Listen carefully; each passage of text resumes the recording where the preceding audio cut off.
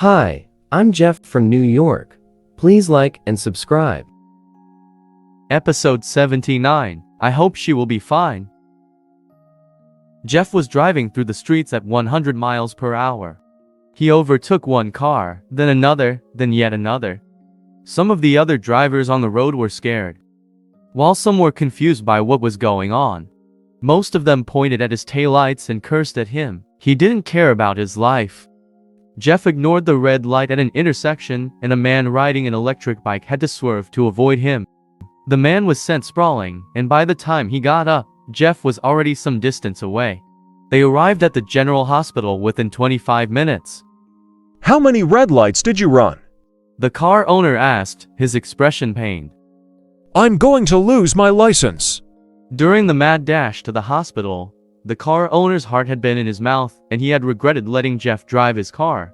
No amount of money was worth risking death. Jeff didn't care about the car owner. He got out of the car and opened the back door to help Lelaine out. Don't worry, nothing will happen to you, Jeff assured the man. He had been driving the man's car, so Jeff wouldn't let him get into any trouble. With that, he helped Lelaine into the hospital. When they arrived at the ICU, Kyle was waiting outside the ward. Mr. Florento, Miss West, you made it, Kyle said. What's going on? Jeff asked with a frown. Lelaine had let go of him and dashed to the door of the ICU. Worriedly, looking in through the window, a few doctors in white coats surrounded Isabel, who was lying in bed. From time to time, they checked the numbers on the machines, while a few nurses helped to make Isabel comfortable. The CEO of the general hospital walked over, and when he saw Lelaine looking in, he called out, "Close the blinds." Kyle had arranged for Isabel be seen immediately, and he had called in the most capable doctor to treat her. The patient is this girl's mother, Kyle said, frowning. Seeing Kyle's expression, the CEO grew nervous. Kyle thought highly of this girl. I'm sorry. He hurriedly apologized to Lelaine. I didn't mean to offend you. Lelaine barely heard a single word of what he was saying. The only thing she cared about was her mother. Jeff still didn't know what was wrong with Isabel. He walked up beside Lelaine and put an arm around her shoulders as she looked into the ward. She didn't say a word, but he could feel her body trembling. More than an hour later, the doctors finished their treatment and walked out of the ICU. Doctor, how is my mother? Lelaine asked anxiously, stepping in front of Dr. David. The doctor glanced at Kyle, who nodded. Only after getting Kyle's agreement did the doctor begin to tell Lelaine about Isabel's illness. Your mother's condition is very complicated, Dr. David said. We've managed to stabilize her for now, but we'll need to consult with some of our colleagues. Lelaine was stunned. Her legs became weak and she would have fallen to the ground if Jeff hadn't been holding her up. Don't be afraid. Jeff comforted her. The doctor said that your mom is stable. Trust me, she'll be fine. I want to see her, Lelaine said. She didn't want to listen anymore. She didn't feel at all reassured and just wanted to rush into the ICU. Miss, please calm down. The doctor said, holding out a hand to stop her. Your mother is very weak right now and she needs rest. Besides, she's not conscious at the moment, so even if you go in, she can't speak to you. Listen to the doctor, Jeff advised, frowning. If you go in, it might make your mom condition worse. Seeing Lelaine like this, his heart ached. The nurse is taking good care of her. Don't worry, your mom will be fine. His gentle persuasion worked, and Lelaine stopped insisting on seeing Isabel, but she refused to move away from the window. He looked at Kyle and said, Find all the best doctors in New York. If they can't help Lelaine's mom, their careers are over. I'll do it now, Kyle said in fear, never having seen Jeff in such a mood before. He left to make the arrangements. The CEO and the doctor were both shocked. This guy, who looked like an ordinary student, had shouted at Kyle Sanchez, and even more shocking was the fact that Kyle obeyed him. Lelaine stood by the window and watched quietly for over 3 hours. Kyle told them that there was a doctor at another nearby hospital who is rushing over right now. And the hospital doctors were urgently discussing Isabel's condition. You should rest, Jeff said, leading Lelaine to a chair in the corridor. They sat down, and Lelaine leaned forward with her elbows on her knees, resting her forehead in her hands. It'll be fine, believe me. Jeff reassured her as he patted her back, but he was starting to feel as uncertain as she did. What's going on? Someone yelled from inside the room. A moment later, a nurse rushed out. Lelaine jumped in fright. She ran to the door of the ICU and looked inside. The nurse seemed flustered and unsure of what to do, and Isabel was already awake. Mom.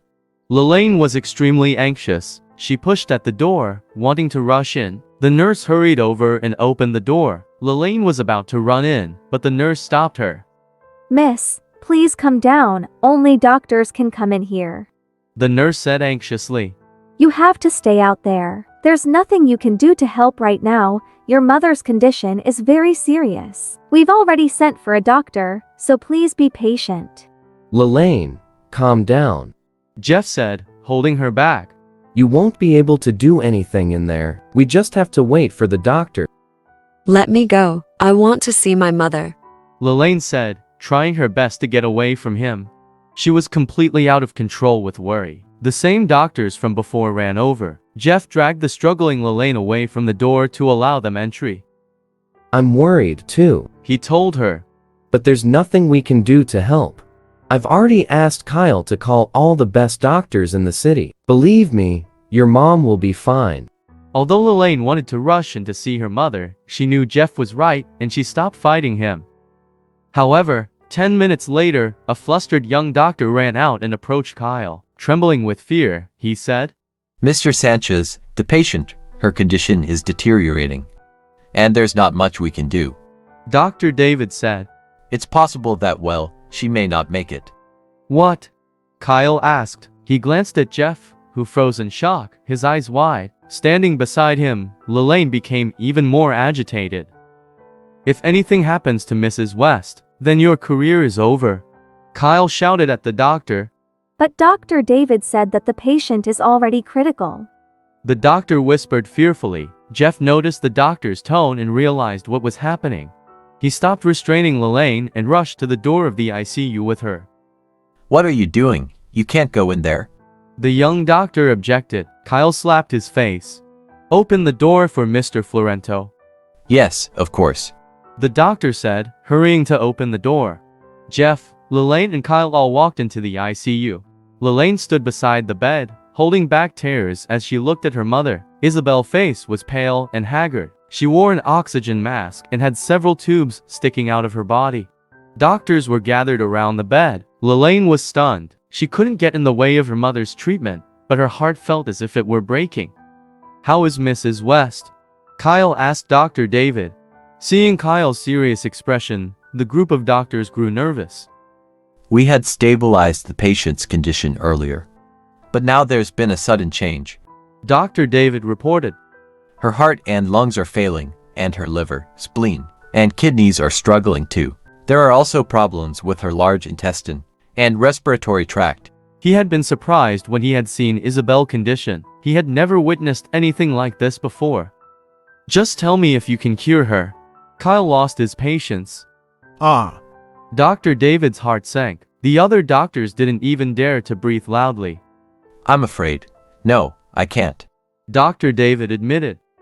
If you can't cure her, then what's the point of you being here? Kyle reprimanded him angrily. His words scared Dr. David so much that he staggered back. The rest of the doctors and nurses also inched further away. Mr. Sanchez, forgive me, but the patient's condition is very unusual. Dr. David explained. Within a short span of 3 to 4 hours, her condition has deteriorated to such an extent that not even the most authoritative expert in the world would be able to save her. I've never seen anything like it. He stared at Kyle in trepidation, hoping Kyle would understand. Isabel, who was still in bed, slowly raised her hand, but she was too weak to lift it far. Lelaine couldn't hold back any longer. She pushed the doctor aside and rushed to the bed. She glanced at the doctor and said, My mom wants to take off her oxygen mask. She knew her mother well and knew what she wanted just by looking at her. Dr. David gently removed Isabel's oxygen mask. Isabel, who looked pale and extremely weak, said softly to Kyle. Mr. Sanchez, I don't blame the doctors for my illness. It's not their fault. But please send them out so I can have a private word with Lelaine. You can't. The doctor objected, knowing that Isabel would die. Kyle cast a questioning gaze at Jeff. All of you, get out. Jeff said, realizing that Isabel could no longer be saved. They all headed toward the door. Jeff, please wait a moment. Isabel said weakly. Jeff stayed behind while Sam and the doctors went out and closed the door. August 2023, Top Super Thanks purchasers. Thank you so much.